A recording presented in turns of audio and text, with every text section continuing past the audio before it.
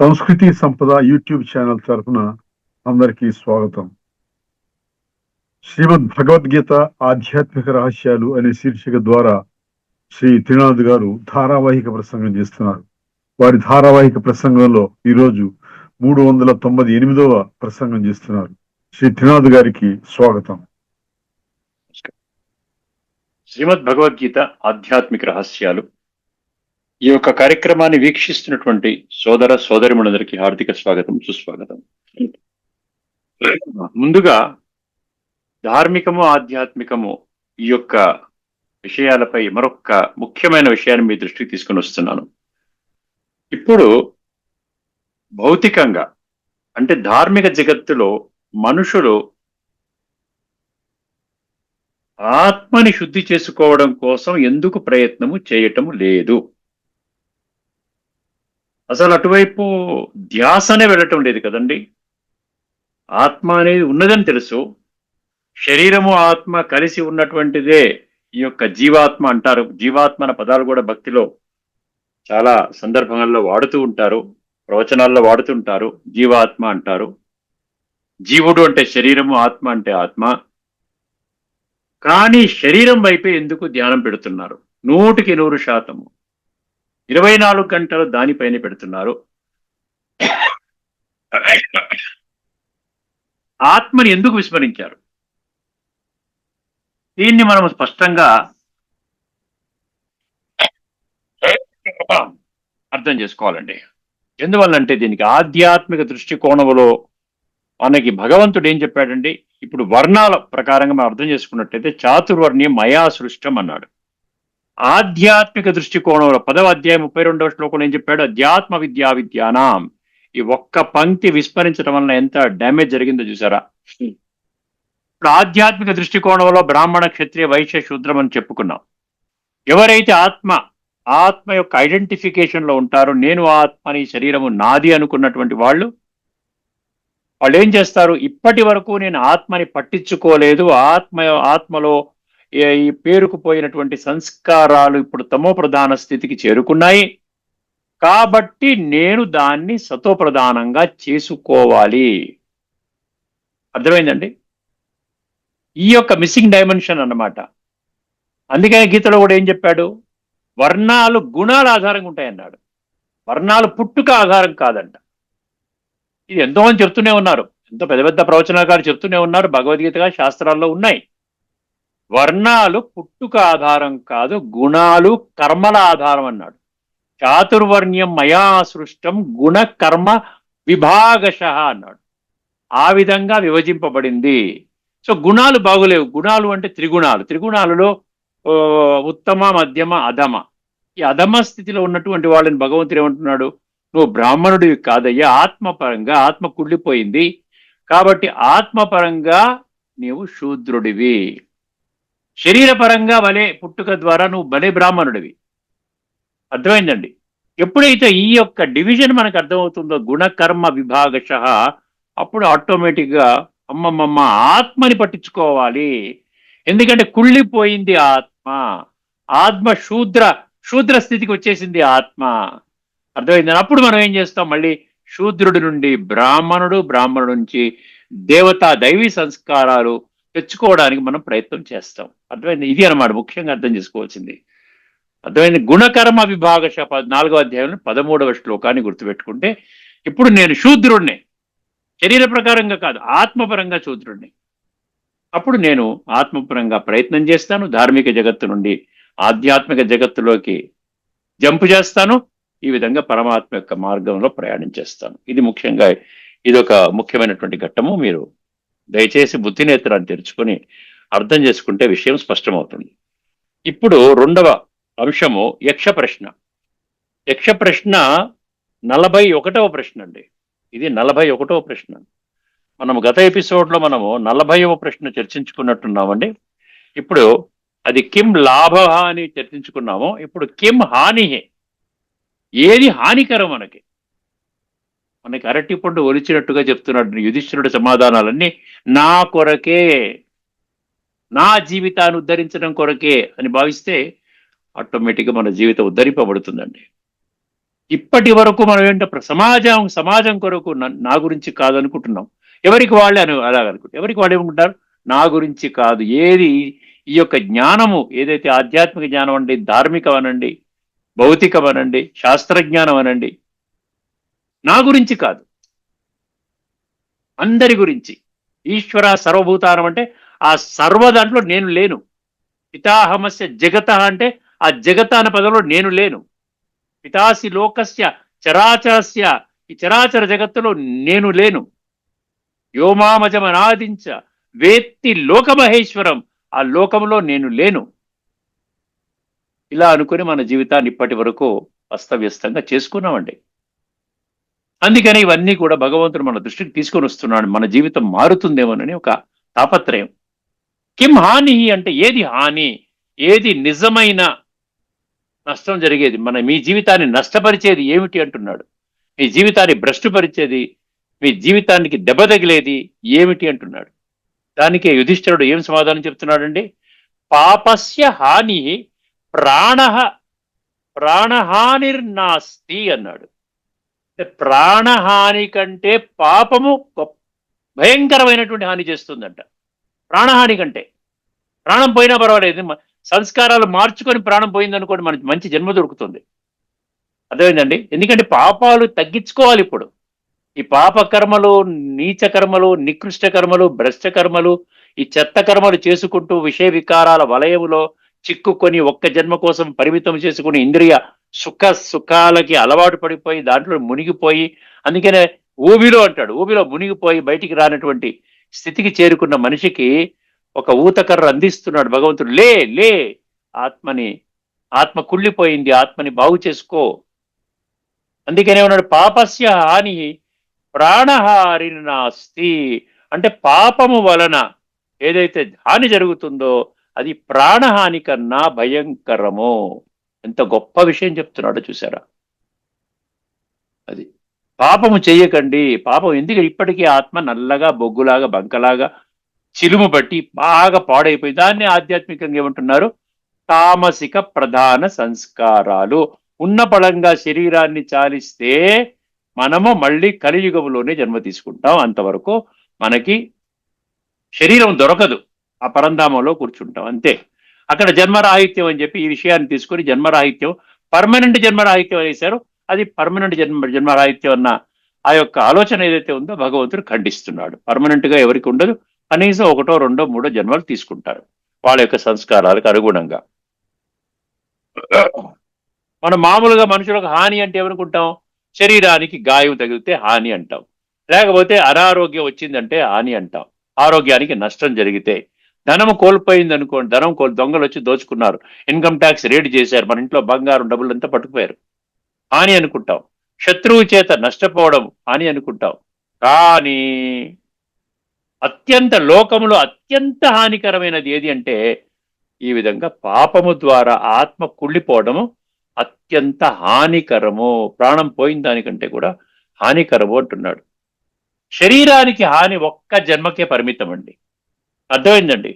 కానీ ఈ ధర్మానికి, పుణ్యానికి హాని అనేక జన్మలు ప్రభావితము చేస్తాయి. ఒక్కసారి శరీర హాని, ధనహాని, సంబంధ హాని, ధర్మహాని, ఆత్మహాని ఇలాగ ఒక టేబుల్ వేసేసి ఒకటి ఇచ్చాడండి. అంటే కొంచెం ఈజీగా అర్థం అవ్వటం కోసం అని చెప్పనమాట. ఇప్పుడు శరీర హాని అంటే శరీరానికి ఫలం ఏంటి? శరీరానికి హాని అంటే గాయాలు వస్తాయి, వ్యాధి వస్తుంది, అంతే కదండి.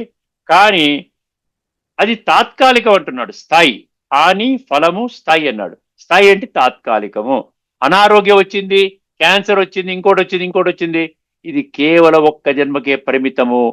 ఆత్మశుద్ధి చేసుకునే ప్రయాణములో ఉన్నట్లయితే ఎంత భయంకరమైన రోగముతో బాధపడుతున్నప్పటికీ కూడా మనము మన యొక్క మానసిక స్థితి చెక్కు చెదరకుండా స్థిత ప్రజ్ఞ స్థితి అంటాడు గీతలో, ఆ విధంగా మనం ఉండగలం. ఎందుకంటే ప్రాణం ఇలాగైనా పోతుంది.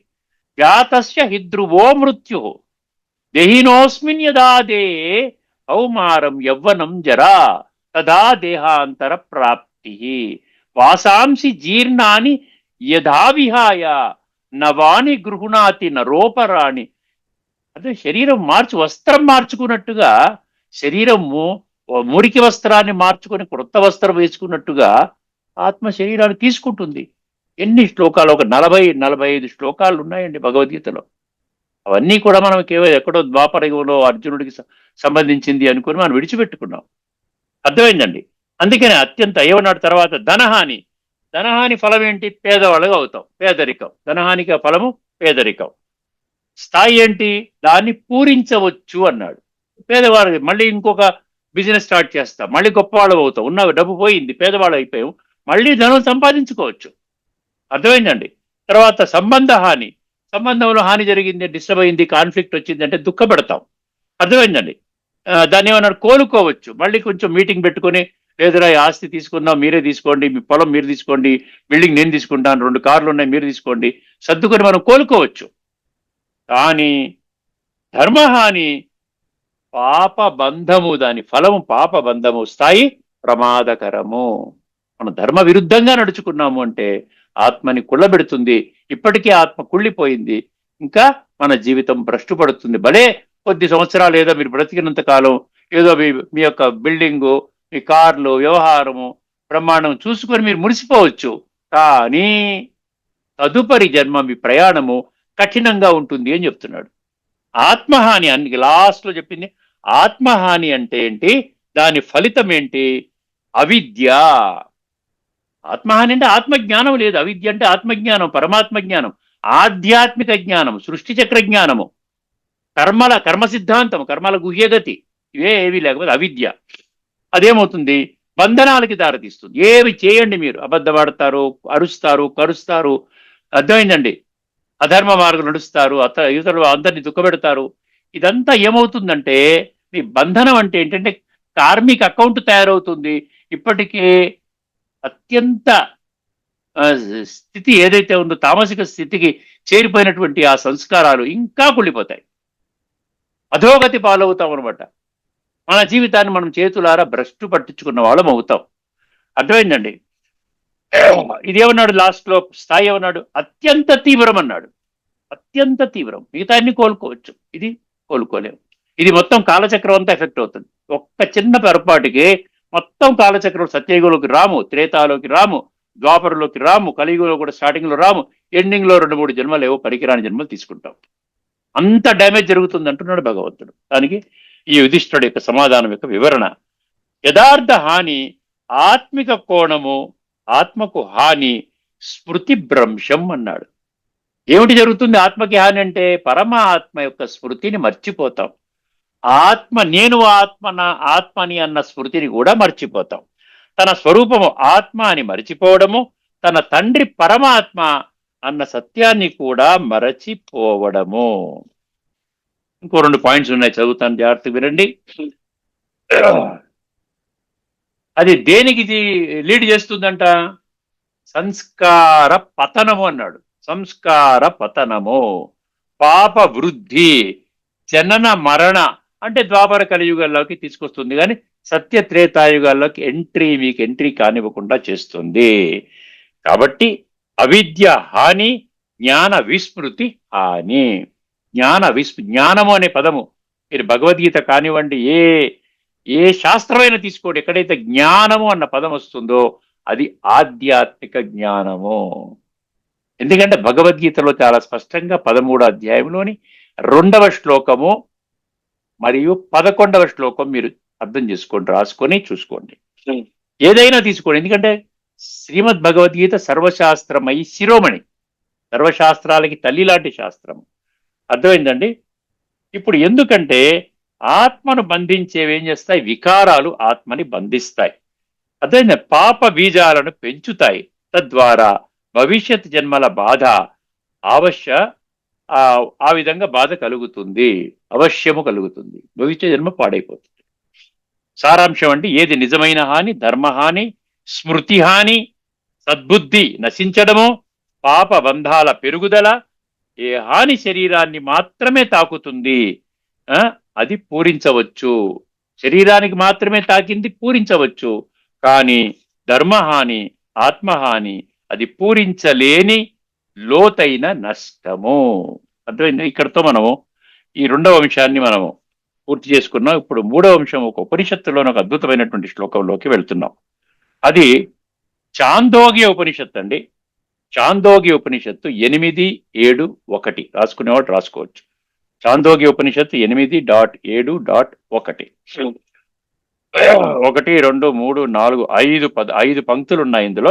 నేను ఒక్కొక్క పదము చెప్పి దాని అర్థం చెప్పేస్తాను, మీకు ఈజీగా అర్థమవుతుంది. పద విచ్ఛేదము. ఏమన్నాడు? ఆత్మ అపహత పాప్మ. అర్థమైందని? ఆత్మ అపహత పాప్మ. దీని అర్థం ఏంటి? ఆ ఆత్మ పాపరహితుడు, అంటే పాపాలు అంటవు ఆత్మకి.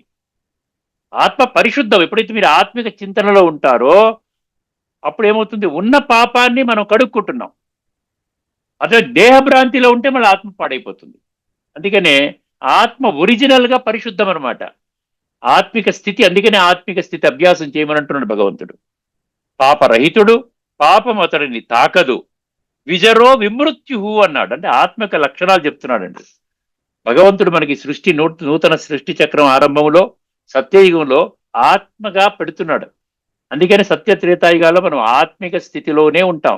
నేను ఆత్మని అవసరమైనంత వరకే ఇంద్రియాలు, అవసరమైనంత శరీరాన్ని వాడుకుంటాం. అర్థమైందండి? విజరో విమృత్యు అన్నాడు. అంటే ఆత్మకు వృద్ధాప్యము లేదు, మృతి లేదు. ఆత్మకి వృద్ధాప్యము లేదు, మృతి లేదు. నయనం చిందంతి శస్త్రాణి, నయనం దహతి పావక, నచైరం క్లేదయంత్యాపో న శోషయతి మారుత. ఎన్నో శ్లోకాలున్నాయి. న జాయతే మ్రియతే వా కదాచిత్, నాయం భూత్వా భవితా వాన భూయ, అజో నిత్య శాశ్వతోయం పురాణో న హన్యతే హన్యమానే శరీరే. శరీరము హతమైనప్పటికీ కూడా ఆత్మ అవినాశి, ఆత్మ చెక్కు చెదరదు అంటున్నాడు. అదే చెప్తున్నాడు ఇక్కడ. ఏమంటున్నాడు ఇక్కడ? విజరో విమృత్యు అంటే ఆత్మకు వృద్ధాప్యం లేదు, మృతి లేదు. విశోక అన్నాడు. విశోక అంటే శోకము, దుఃఖము, విచారము లేనిది అంటున్నాడు. విశోక. విజగత్సోపిపాస అంటే ఏంటి? ఆకలి, దప్పిక, దాహము ఆత్మకి లేదు. ఆత్మకి ఏమీ అవసరం లేదన్నమాట. ఏమి చేయక్కర్లే. శరీరం నిలబట్టడం కోసం అని చెప్పి కాస్త ఆహారం తీసుకుంటున్నారు అంతే తప్ప ఆత్మ కొరకు మీరేం చేయాలి? పరమాత్మ చింతన చెయ్యాలి. ఆత్మగా అనుభవం చేసుకుంటూ పరమాత్మ చింతన చేస్తే పరమాత్మ నుండి గుణాలు, శక్తులు, ఆ కరెంటు మనలో ప్రవహించి మన జన్మలుగా మనం చేసినటువంటి యొక్క చెడు కర్మల ప్రభావం నుండి మనం బయటపడగలుగుతాం. తర్వాత ఏమన్నా? సత్యకామ. ఆత్మకు ఉన్న కోరిక సత్యమైనది. భగవంతుడు సత్యము, ఆత్మ సత్యము, ఆత్మ నిత్యము, ఆత్మ శాశ్వతము, పరమాత్మ శాశ్వతము, ఈ సృష్టి చక్రం తిరగడము శాశ్వతము. అర్థమైందండి? ఆత్మకు ఒకటే ఒక కోరిక ఏంటి? సత్యమైనది. సత్య సంకల్ప. ఆత్మ సంకల్పము సత్యమే, అది నెరవేరుతుంది. తర్వాత ఏమన్నాడు? సో అన్వేష్టవ్య అన్నాడు. ఆత్మను అన్వేషించాలి, వెతకాలి. చూసారా? మనం ఆత్మని పట్టించుకోవాలి. గత ఎపిసోడ్లో కూడా మనం చర్చించుకున్నాం చూసారా?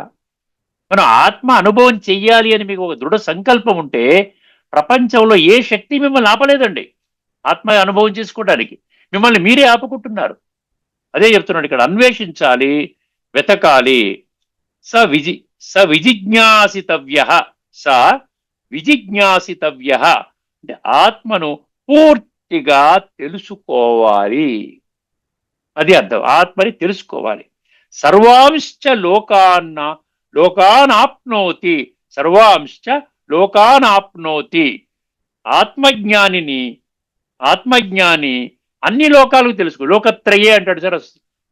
ఈ స్థూల లోకము, సూక్ష్మలోకము, తర్వాత మూలలోకము, ఈ 3 లోకాల జ్ఞానం కూడా ఆత్మ జ్ఞానం ఉన్నవాడికి అర్థమవుతుంది. మిగతా వాడికి అర్థం కాదు. ఏదో అనుకుంటాడు. లోకత్రయ ముల్లోకాలు అంటాడు, కానీ ముల్లోకాలు ఎక్కడున్నాయి? నువ్వెక్కడున్నావు? ఈ సూక్ష్మలోకం ఏమిటి? పరంధామం అంటే మూలవతనం అంటారు, మూలలోకం అంటే అదేంటి తెలియదు. సర్వాంశ కామాన్. ఎప్పుడైతే ఆత్మ జ్ఞానం పొందుతారో మీకు ఎటువంటి స్థితికి చేరుకుంటారంటే సంతుష్టత అన్నాడు చూసారా? సంతృప్తి, తృప్తి, అది మీరు పొందుతారంట. అర్థమైందండి? అన్ని కోరికలు పొందినటువంటి అనుభవం పొందుతారండి. అన్ని కోరికలు పొంది ఇంకా పొందవలసిందంటూ ఏమీ లేదు. ఇప్పుడు ఈ రోజున ఏంటంటే ఆ సంతుష్టత అనే ఒక్క గుణము లేకపోవటం వలన మనం ఉరుకులు పరుగులు చేసుకుంటూ కూర్చున్నాం. అర్థమైందండి? వాహనాలు నడుపుకుంటూ కూడా మొబైల్ ఫోన్ మాట్లాడతారు. మోటార్ సైకిల్ నడుపుకుంటూ కూడా మొబైల్ ఫోన్ మాట్లాడుకుంటారు. అర్థమైందండి? అది ఇంపార్టెంట్. మనకు సేఫ్టీ ఇంపార్టెంట్ కాదు ఇక్కడ. మరి ప్రాణం పోతుందిరా, యాక్సిడెంట్ అవుతుంది, అది ఇంపార్టెంట్ కాదు. అక్కడ ఒక ఏదో కాంట్రాక్ట్ సంపాదించుకుంటున్నామో, ఏదో ఫ్రెండ్ని కలవాలి, వాడిని కలవాలి, అదే ఇంపార్టెంట్ మనకి. అందుకని యాక్సిడెంట్స్ ఎన్ని అవుతున్నాయి చూస్తున్నా, చచ్చిపోతున్నారు. సర్వాంశ కామాలు అన్ని కోరికలు నెరవేరుతాయి, సంపూర్ణ తృప్తి లభిస్తుంది. తర్వాత ఏమన్నాడు? ఎస్తమాత్మాన ఎస్తమాత్మానమును విద్య విజానాతి అన్నాడు. ఎస్తమాత్మానమును అనువిద్య విజానాతి అంటే ఎవడు ఆత్మను యథార్థ జ్ఞానముతో గ్రహిస్తాడో, అర్థమైందండి? చాలా జాగ్రత్తగా ఇది నోట్ చేసుకొని మీరు కూడా చూసుకోండి. చాందోగ్య ఉపనిషత్తు 8.7.1 8.7.1 ఏమంటున్నాడు? ఎస్తమాత్మాన మనోవిద్య విజానాతి అంటే ఏమన్నాడు? ఎవడు ఆత్మను యథార్థ జ్ఞానముతో గ్రహిస్తాడో ఇది ఆ ప్రజాపతిరువాచ ప్రజాపతిర్ ఉవాచ అని ప్రజాపతి ఉపదేశించాడు. ఇప్పుడు చూసారా, ఈ ప్రజాపిత అంటున్నాడు. భగవంతుడు ఏమన్నాడు? ఈశ్వరుడు ఒక సాధారణ మనిషి శరీరము ఆధారంగా చేసుకుని వారి పేరుని మార్చి ప్రజాపిత బ్రహ్మ అని పెట్టాడు. అందుకనే ప్రజాపిత బ్రహ్మ కుమారి ఈశ్వరీయ విశ్వ విద్య ఆలయము, ఈ విధంగా సంస్థని స్వయముగా ఈశ్వరుడే స్థాపన చేసినటువంటి విషయం. అందుకని ప్రజాపిత ద్వారా ఈశ్వరుడే ఈ యొక్క ఆత్మజ్ఞానాన్ని, పరమాత్మ తత్వాన్ని, కర్మ సిద్ధాంతాన్ని, ఈ యొక్క కాలచక్ర జ్ఞానాన్ని బోధిస్తూ ఉన్నాడు. ఇది అయిపోయిందండి. మొత్తానికి మీకు అన్ని పదాలు మీనింగ్ చెప్పేశాను. ఇప్పుడు ఒక్కసారి దాని తాత్పర్యంలోకి వెళదాం. పాపరహితుడు అంటే ఆత్మ యొక్క లక్షణాలు: పాపరహితుడు, వృద్ధాప్యము లేని, మరణము లేని, శోకరహితుడు, ఆకలి దాహాల ద్వారా బాధపడని ఆ ఆత్మ, దాని కోరిక సత్యమైనది. అంటే ఆత్మ చింతనలో ఉంటేనండి ఒక పెద్ద అడ్వాంటేజ్ ఏంటంటే, ఆత్మ చింతనలో ఉంటే పరమాత్మ కనెక్షన్ మీకు దొరుకుతుంది. యోగము, రాజయోగము ఆటోమేటిక్గా దొరుకుతుంది. మీరు ప్రయత్నం చేయవలసిందల్లా ఆత్మ అనుభవాన్ని పొందడం కోసం ప్రయత్నం చేయాలి. అర్థమైందండి? అందుకే దాని కోరిక సంకల్పము కూడా సత్యమైనది. అందువల్ల ఆ ఆత్మను అన్వేషించాలి, దానిని పూర్తిగా తెలుసుకోవాలి. ఎవడు ఆత్మను యథార్థంగా గ్రహిస్తాడో అతనికి ఈ యొక్క సర్వలోకాల జ్ఞానము తెలుస్తుంది, అన్ని కోరికలు సిద్ధిస్తాయి అని ప్రజాపతి ఉపదేశించాడు. ప్రజాపిత ఉపదేశించాడే పరమాత్మ ఈశ్వరుడు ఆ యొక్క మానవ శరీరం ఆధారంగా మనకి బోధిస్తున్నారు. ఎందుకు బోధిస్తున్నారు అంటే, ఇప్పుడు మన కాలం యొక్క క్రిటికల్ మూమెంటు, సంక్లిష్ట సమయము నడుస్తున్నది. బహూనాం జన్మనాం అంతే జ్ఞానవాన్ మాం ప్రపద్యతే 7వ అధ్యాయంలోని 19వ శ్లోకం చెప్తోంది మనకి స్పష్టంగా. ఆధ్యాత్మిక దృష్టికోణంలో ఒక్కసారి మనం పరిశీలించినట్లయితే ఈ మంత్రము ఆత్మతత్వ బోధనను నేరుగా ఆత్మతత్వ బోధ అంట, దీన్ని నేరుగా ప్రతిధ్వనిస్తుంది. అంటే భగవద్గీతలో చెప్పిందే ఇక్కడ ఉపనిషత్తుల్లో కూడా ఉంది. అందులో 2-3 పాయింట్స్ ఉన్నాయండి. ఆత్మ పాపరహితమైన జ్యోతి స్వరూపము, ప్యూర్ సోల్ అన్నమాట. ఒరిజినల్ గా మనము దేహభ్రాంతిలో వెళ్ళి ఈ విషయ వికారాల వలయంలో చిక్కుకొని ఆత్మని ఆత్మగా తయారు చేసుకున్నాం. పాపము ఆత్మ యొక్క అసలైన స్వభావము కాదు. శరీర అభిమానముతో పాప సంస్కారాలు చేరాయి. మొదటి పాయింట్. వృద్ధాప్యము, మృతి శరీరానికి కానీ ఆత్మ జనన మరణ రహితము. దానికి డైరెక్ట్ శ్లోకం ఏంటండి? ఆత్మ జనన మరణ రహితము. శరీర రూపాలు మారుతూ ఉంటాయి. ఒక శరీరాన్ని తీసుకుంటాం, విడిచిపెడతాం.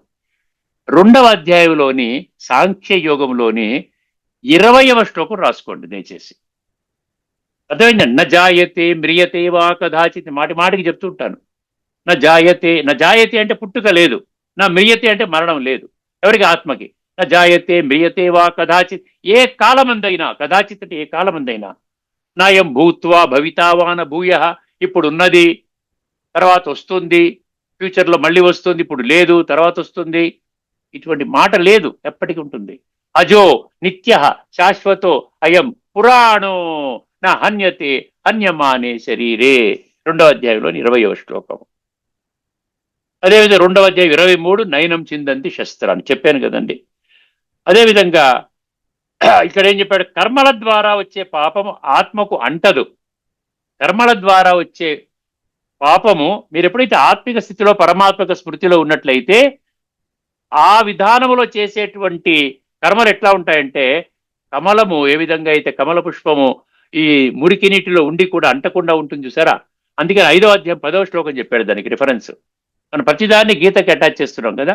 బ్రహ్మణ్యాదాయ కర్మాణి సంగం త్యక్త్వా కరోతి యః లిప్యతేన స పాపేన పద్మపత్రమివాంబస. అర్థమైందండి. అక్కడ పద్మపత్రం ఏ విధంగా అయితే ఉంటుందో, మురికిలో ఉండి కూడా మురికి అంటించుకోకుండా పవిత్రంగా ఉంటుందో కమల పుష్పము, ఆ విధంగా ఆత్మ ఈ కలియుగములో ఉంటూ కూడా ఆత్మ పరమాత్మతో కనెక్ట్ చేసుకుని ఉంటుంది కాబట్టి అది పవిత్రంగా ఉంటుంది. శరీర ధర్మాలు మాత్రమే బాధిస్తాయి. ఇక్కడేం చెప్పాడు, 2వ అధ్యాయంలోని 14వ శ్లోకం, ప్రతిదానికి శ్లోకాన్ని కూడా తీసుకున్నాను నేను. ఏమన్నాడు 2వ అధ్యాయం 14లో ఏమన్నాడు, ఇక్కడ ఇంద్రియాల ప్రభావం మన మీద పడుతుంది. మాత్రా స్పర్శాస్తు కౌంతేయ శీతోష్ణ సుఖ దుఃఖద ఆగమాపాయినో అనిత్య పాం స్థితి క్షస్వ భారత అంటాడు. అక్కడ నువ్వు సహించరా నాయనా, ఇది ఆఖరి క్షణాలున్నాయి, ఇంద్రియాలు పట్టుకుని నువ్వు పాడైపోయావు. మాత్రా స్పర్శ అంటే ఇంద్రియ యొక్క స్పర్శ, అదేంటంటే అది ఆ విధంగా చెప్తున్నాడు. అందుకని ఏం చేయాలి, ఇప్పుడు ఆత్మని గుర్తించి మనం ఇంద్రియాల యొక్క ఇన్ఫ్లుయెన్స్ ప్రభావము ఆత్మ మీద ఇప్పటి వరకు పాడైపోయింది, దాని ప్రభావం నుండి దాన్ని మనం ఏం చేయాలి, దూరం చెయ్యాలి. తర్వాత ఏం చెప్పాడు, ఇంతకు చదువుకున్న 2వ అధ్యాయం 52 యదాతే మోహ కలిలం బుద్ధిని వ్యతి తరిష్యతి అన్నాం, తదా గంతాసి, అవి చదువుకున్నాం. 4వ అధ్యాయంలో 38 చాలా ముఖ్యమండి. నహి జ్ఞానేన సదృశం పవిత్రమే విద్యతే తత్ స్వయం యోగ సంసిద్ధ కాలేన ఆత్మని విందతి.